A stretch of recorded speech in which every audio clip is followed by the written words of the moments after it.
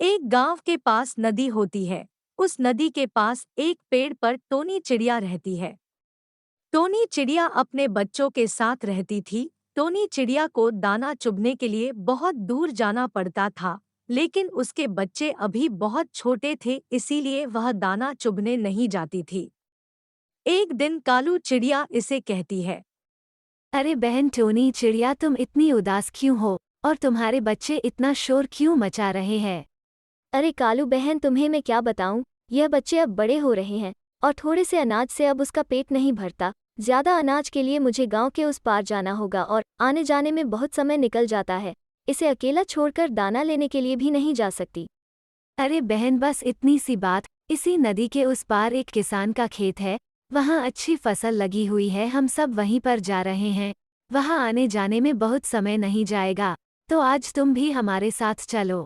यह बात सुनकर टोनी चिड़िया उसकी बात मान लेती है और उसके साथ दाना लेने के लिए निकल पड़ती है। परंतु यह किसान बहुत होशियार था। उसने यह चिड़िया को पकड़ने के लिए जाल बिछा रखा था, लेकिन यह बात टोनी और कालू चिड़िया को नहीं मालूम थी। यह बात से बेखबर टोनी और कालू चिड़िया दाना चुग रही थी। उसी दौरान टोनी चिड़िया का पैर जाल में फंस जाता है और किसान आकर उसे पिंजरे में कैद कर लेता है। उसके बाद किसान टोनी चिड़िया को लेकर एक पेड़ के नीचे बैठ जाता है। उसी दौरान एक सब्जी वाला वहां से निकलता है, तो टोनी चिड़िया उसे कहती है। सब्जी वाले भाई, नदी के उस पार मेरे बच्चे रो रहे होंगे, प्लीज मुझे आजाद करवा दो ना। यह बात सुनकर सब्जी वाले को दया आ जाती है और वह किसान से कहता है। अरे भैया, आप इस बेचारी चिड़िया को आज़ाद कर दो, उसके बदले में मेरी सारी सब्जी ले लो। लेकिन किसान इस टोनी चिड़िया को नहीं छोड़ता। ऐसे ही शाम तक काफी लोग वहां से निकलते हैं। टोनी चिड़िया उसे मदद के लिए बोलती है, तो सभी लोग किसान से उसे छोड़ने के लिए बोलते हैं, लेकिन किसान फिर भी उसे नहीं छोड़ता। टोनी चिड़िया भी किसान से काफी बार कहते हैं। प्लीज मुझे छोड़ दो, वहां पर मेरे बच्चे अकेले होंगे और उसे बहुत भूख भी लग रही होगी। वह भगवान से प्रार्थना करती है। हे भगवान, मेरी मदद कर, वहां पर मेरे बच्चे अकेले होंगे, वो मेरे बिना नहीं रह सकते। शाम को एक दिव्य स्त्री वहां से निकलती है। टोनी चिड़िया उसे मदद के लिए बोलती है।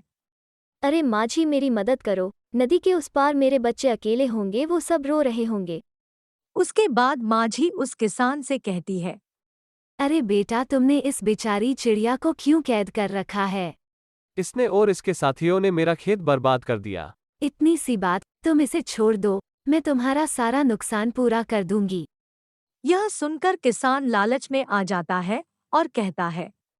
मैं इसे नहीं छोड़ूंगा, इसे भी तो पता चलना चाहिए कि इसने मेरा कितना नुकसान किया है। माझी किसान से कहती है। क्या तुम जानते हो तुम किससे बात कर रहे हो? मैं इस राज्य की राजमाता हूँ। तुमने मेरी बात मानने से इनकार कर दिया, अब मैं तुम्हें जेल में डाल दूंगी।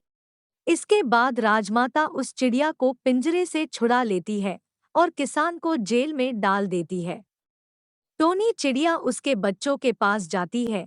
बच्चे अपनी माँ को देखकर बहुत खुश हो जाते हैं। तो तो बच्चों, इस कहानी से हमें यह सीख मिलती है कि हमें लालच नहीं करनी चाहिए। लालच बुरी बला है। लालच करने से हमेशा हमारा बुरा ही होगा।